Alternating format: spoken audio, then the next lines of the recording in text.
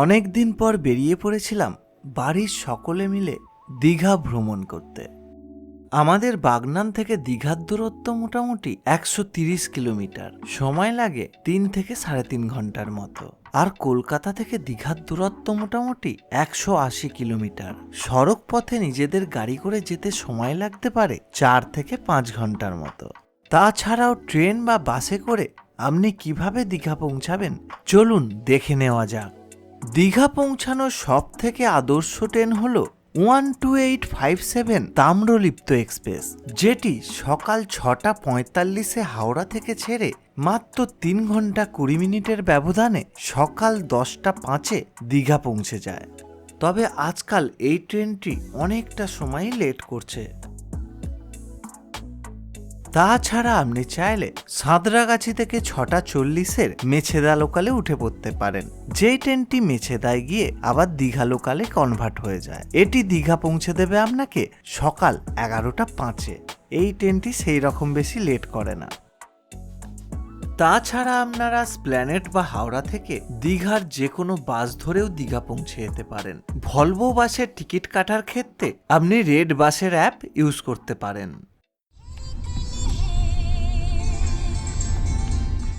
আমার ছেলের স্কুল ছুটির পর আমরা দুপুর 2টোর সময় বাড়ি থেকে বেরিয়েছিলাম দীঘার উদ্দেশ্যে।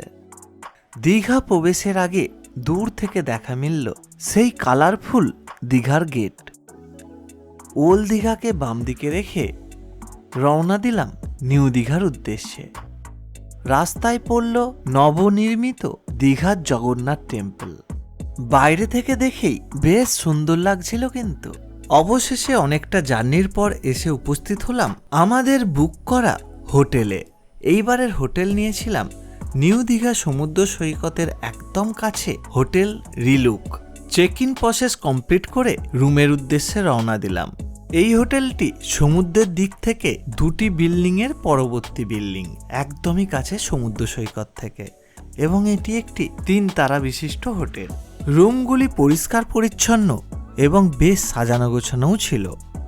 প্রত্যেকটি রুমের সাথে একটি ব্যালকনিও রয়েছে, কিন্তু এখান থেকে সমুদ্র সৈকত দেখা যায় না। ওয়াশরুমটার সাইজ ছিল মিডিয়াম, খুব একটা বড় না।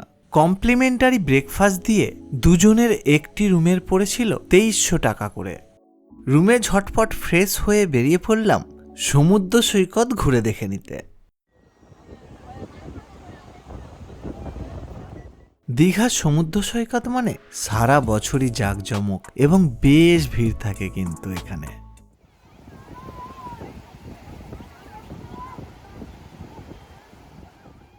সমুদ্রের ধারে কিছুটা সময় কাটানোর পর সুইটকর্ন ভুট্টা খেয়ে মেরিন ড্রাইভ বিচ রোড দিয়ে হাঁটতে লাগলাম।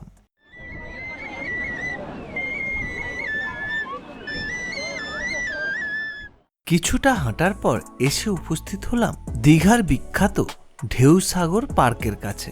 প্রতিটি বাচ্চার মতোই আমার ছেলেও বায়না করলো ভেতরে প্রবেশ করব।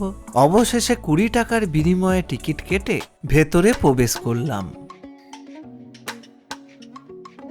ফ্রি খেলনা ছাড়াও বাচ্চা এবং বড়দের জন্য কিছু এখানে পেট খেলনারও ব্যবস্থা রয়েছে।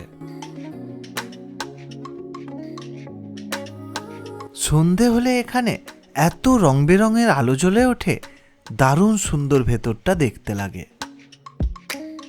সমুদ্রের একদম ধারে সম্পূর্ণ ঝাউ বাগানের মধ্যে অবস্থিত এই ঢেউসাগর পার্ক।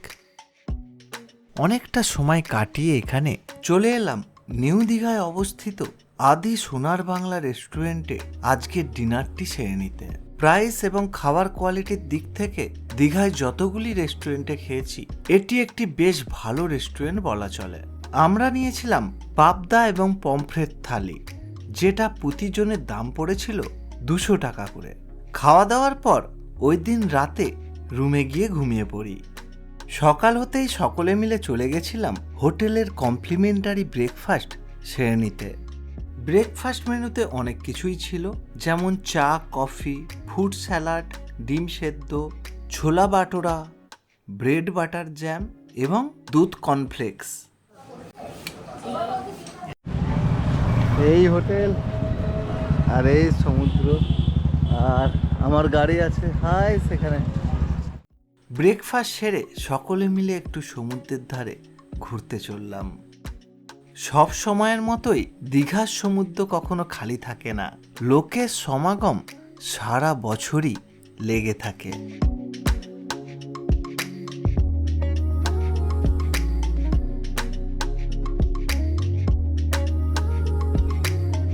সমুদ্রের ধারে কিছুটা সময় কাটিয়ে পা ভিজিয়ে আইসক্রিম আমচাট খেয়ে টোটো ধরে চললাম দীঘা সায়েন্স সিটি ঘুরে দেখার জন্য। এখানে কিন্তু বাচ্চা থেকে বড় সকলেরই বেশ ভাল লাগবে। এইখানের প্রতিজনের এন্ট্রি ফিস 40 টাকা করে। টিকিট কেটে ভেতরে প্রবেশ করলাম।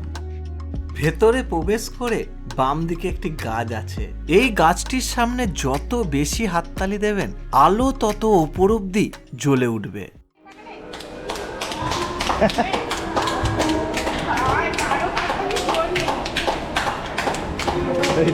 আরো জোরে, আরো আরো বাজা বাজা। এটা ছাড়াও অনেক অনেক জিনিস আছে, আপনি ভেতরে না গিয়ে দেখলে বুঝতে পারবেন না।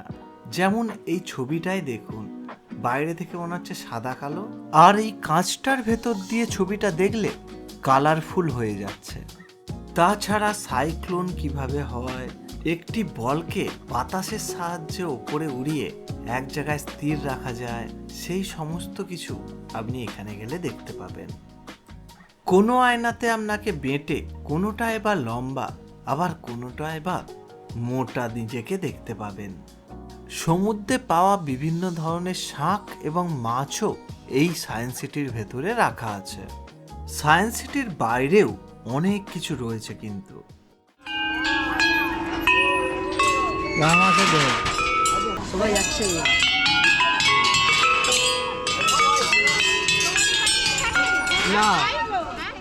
এই মাছটার মুখ দিয়ে কথা বললে অন্যজন লেজে কান রাখলে সে শুনতে পাবে।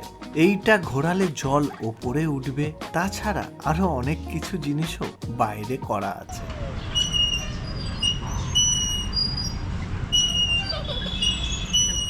দীঘার এই সায়েন্স সিটি ছাড়াও আপনি ঘুরে নিতে পারেন নিউ দীঘার কাছে অবস্থিত অমরাবতী পার্ক। বিশাল বড় এই পার্কটি, ঘুরে দেখতে অনেকটা সময় লাগবে। এর ভেতরে চাইলে আপনি বোটিংও করতে পারেন বা রোপওয়েরও ব্যবস্থা আছে এখানে। তাছাড়াও ঘুরে নিতে পারেন আপনি ওল্ড দীঘা ও নিউ দীঘার মাঝে অবস্থিত মেরিন অ্যাকোরিয়ামে। এর ভেতরে কোনো এন্ট্রি ফিস নেই, কিন্তু ভেতরে ফটোগ্রাফি অ্যালাউ নেই। ভেতরে জীবাশ্ম কোরাল জেলিফিশ আরে রাখা আছে এবং বাইরে একটি বিশাল বড় তিমি মাছের কঙ্কালও রাখা আছে, যেটি এই দীঘার সমুদ্রেই পাওয়া গেছিল। তাছাড়াও আপনি ঘুরে আসতে পারেন উদয়পুর সি বিচ থেকে। ইয়ং ছেলে মেয়েদের পছন্দের জায়গা এটি।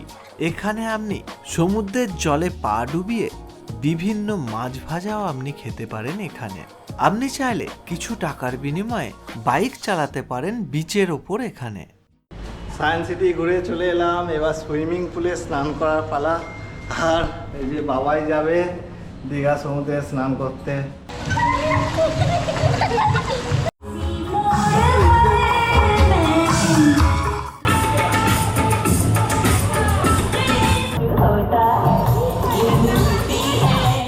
সুইমিং পুলে স্নান সেরে খাও ভরপেট রেস্টুরেন্টে চলে গেছিলাম লাঞ্চটি সেরে নিতে।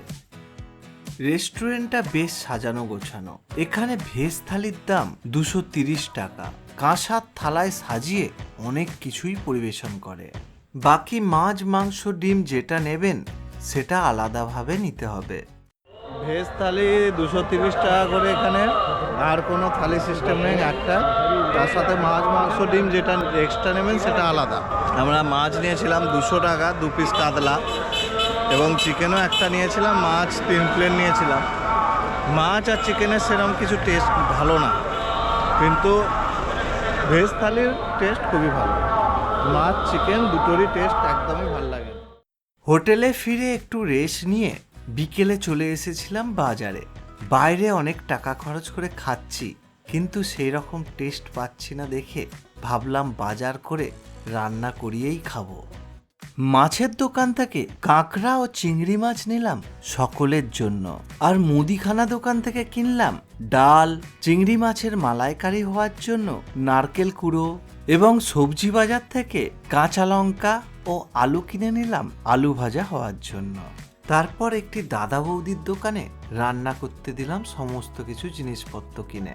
কাঁকড়া ও চিংড়ি মাছ রান্না করতে নিয়েছিল 200 টাকার মতো, ভাত ডাল আলু ভাজা সব মিলিয়ে দিয়েছিল ওই 100 টাকার মতো। 300 টাকায় রান্না বান্না কমপ্লিট হয়ে গেছিল। রান্না করতে দিয়ে টোটো ধরে সপরিবারে চললাম নিউ দীঘায় সদ্য গড়ে ওঠা জগন্নাথ টেম্পল দর্শন করে নিতে। বাইরে জুতো রাখার কাউন্টারে আপনি ফ্রিতে জুতো রেখে প্রবেশ করতে পারেন ভেতরে। ভেতরে মোবাইল অ্যালাউ আছে, কিন্তু কোনো রকমের ক্যামেরা নিয়ে ভেতরে যাওয়া যাবে না। আপনার কাছে যদি ডিএসএলআর বা ক্যামেরা থাকে, মেন গেটে প্রবেশ করার পর একটি কাউন্টারে জমা করতে হবে। অনেকটা জায়গা জুড়ে কিন্তু তৈরি হয়েছে এই দীঘার জগন্নাথ টেম্পল। সন্ধে হলে এখানে লোকের সমাগমও বেশ ভালো থাকে। মন্দির দর্শনের টাইম সকাল 6টা থেকে দুপুর 12টা এবং বিকেল 4টে থেকে সন্ধ্যা 9টা অবধি। দুপুরের 12টা থেকে 4টে অবধি কিন্তু মন্দির বন্ধ থাকে। ভেতরে প্রবেশ করার পর দেখতে পাবেন জলাশয়ে অনেক ছোট ছোট পদ্ম গাছ লাগানো আছে, তাতে অনেক পদ্ম ফুলও ফুটে আছে। কিন্তু সম্পূর্ণ পুরীর জগন্নাথ টেম্পলের আদলে বানানো দীঘার এই জগন্নাথ টেম্পল। মন্দিরের গায়ে করা আছে অনেক সুন্দর সুন্দর কারুকার্য। আমরা ভেতরে দর্শন করে এলাম। ভেতরে ফটোগ্রাফি অ্যালাউ নেই। তারপর দাঁড়ালাম প্রসাদ নেওয়ার লাইনে। প্রসাদ হিসাবে দিয়েছিল ছোট ছোট 2 পিস করে গজা। আপনি চাইলে বাড়ির জন্য কিনে নিয়ে যেতে পারেন। মন্দির দর্শনের পর চললাম ওল্ড দীঘা সমুদ্র সৈকতটা একটু ঘুরে দেখে নিতে। সমুদ্রের ধারে বসে একটু চা আর পিৎজা খেলাম। আর বাড়ির লোকজন কিছু কেনাকাটাও সেরে নিল এখান থেকে। আমি আর কি করব, একটু বন্দুক দিয়ে বেলুন ফাটালাম। পার হেড 20 টাকার বিনিময়ে মোটর চালিত ভ্যানে বসে কিছুক্ষণ আগেই দেখা জগন্নাথ টেম্পলকে পেছনে ফেলে চলে এলাম আবার আমাদের নিউ দীঘার হোটেলে। কিছুটা পরে চলে গেছিলাম রান্না করতে দেওয়া খাবার নিয়ে নেওয়ার জন্য। আমাদের হোটেলে বাইরের ফুড অ্যালাউ ছিল না, সেই জন্য যেখানে রান্না করতে দিয়েছিলাম তার পাশেই একটি নর্মাল রেস্টুরেন্টে বসে পার হেড 10 টাকার বিনিময়ে খাবার দাবারগুলো খেয়েছিলাম। আজকের মেনুতে হয়েছিল ভাত ডাল আলু ভাজা, চিংড়ি মাছের মালাইকারি এবং কাঁকড়ার ঝাল। সব থেকে বড় কথা, খাবারগুলো ফ্রেশ ছিল এবং অনেক কম টাকায় খেয়েছিলাম। ওই দিন রাত্রিরে খাওয়া দাওয়া করে ঘুমিয়ে পড়ি। Good morning. আজ 3য় দিন আমাদের দীঘাতে। আজ আমরা একটা রুম ছেড়ে দিচ্ছি, এই রুমেই থাকছি। এর জন্য এক্সট্রা টাকা নিচ্ছে 1500 টাকা দুটোই ছাড়বো বলে। এখন যাচ্ছি ব্রেকফাস্ট করতে, 10টা বাজে। তারপরে কিছু রান্না করতে দেবো, তারপরে বাড়ি চলে যাব।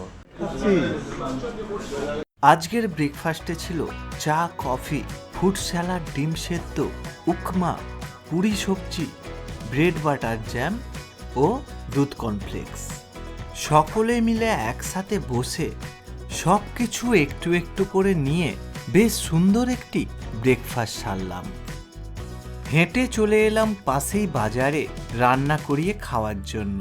ভাবলাম লাস্ট দিন একটু মাটন না হলে হয়, তো 850 টাকা কিলো হিসাবে 1200 মাটন কিনে নিলাম। আজকে আবার ঘুরতে এলে নি? হ্যাঁ, ঘোরা কেমন হলো? ফ্যামিলি নিয়ে আসছো না এখানে? ফ্যামিলি নিয়ে এসেছি তো এবার। মুদিখানা দোকান থেকে চাল এবং সবজি দোকান থেকে আলু এবং বেগুন নিয়ে নিলাম ভাজা করার জন্য। সমস্ত কিছু বাজার করে দিয়ে কিনে কাটে দিয়ে গেলাম। এই যে দাদা পেঁয়াজ কাটা চলছে এখানে। বাপরে, পেঁয়াজ কেটেছে খালি দেখুন। এদিকে মাছ ভাজা চলছে।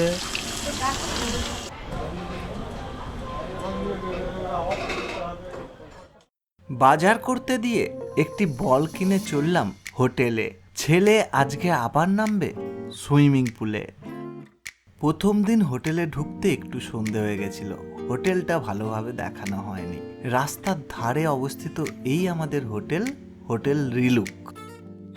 ওপরে একটি কমন বসার জায়গা আছে, যেখান থেকে রাস্তার ভিউটা বেশ ভালো দেখতে পাওয়া যায়।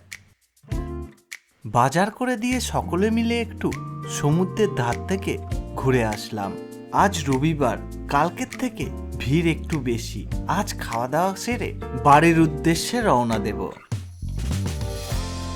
সমুদ্রের ধারে সবাই যে যার মতো আনন্দ করছে। কেউ ঘোড়ার পিঠে চড়ছে, কেউ গাড়ি চালাচ্ছে, কেউ বা আবার জেট স্কি চালাচ্ছে। আর দীঘায় তো স্পিডবোট আছেই। আপনিও চাইলে অনেক রকম অ্যাক্টিভিটিস করতে পারেন এখানে এখন। হ্যালো, হাই, কি করছো? ভালো আছো? আমরা এখানে হোস্টেলে আছি। এখন বাড়ি যাবো, এখন খেয়ে বাড়ি যাবো, কিন্তু এখন ভিডিও করছি আমি। রেখে দেবো। কি খেতে যাচ্ছ? মটন আর ভাত আর ডাল।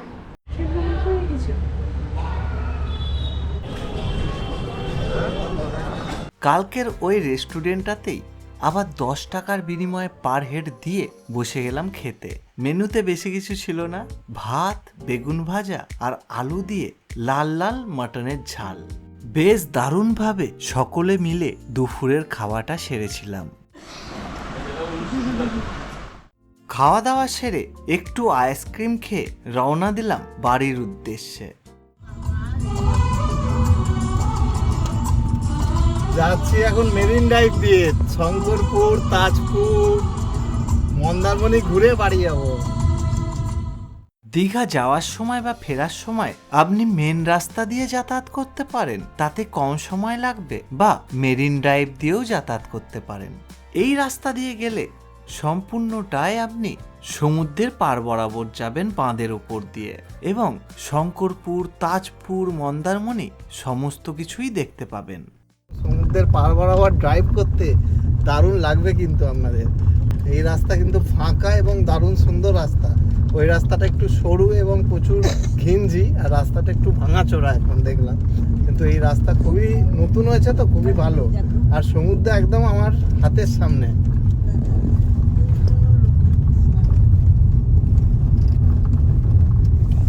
কত বড়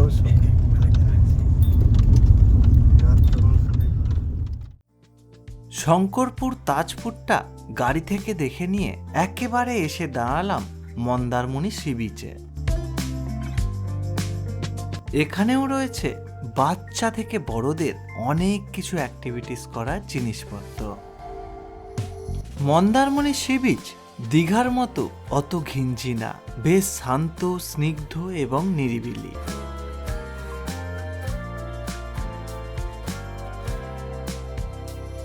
আপনি যদি একাকী নিরিবিলিতে কাটাতে চান, অবশ্যই এসে থাকতে পারেন মন্দারমণিতে। মন্দারমণিতে চা খেয়ে রওনা দিলাম বাড়ির উদ্দেশ্যে। আবার কি খাচ্ছিস? আর এইভাবেই সম্পূর্ণ হলো আমাদের দীঘা ভ্রমণের গল্প। যদি এই ভিডিওটি ভালো লেগে থাকে অবশ্যই একটি লাইক করে দেবেন, আর চ্যানেলে নতুন হলে সাবস্ক্রাইব করতে ভুলবেন না কিন্তু। ধন্যবাদ।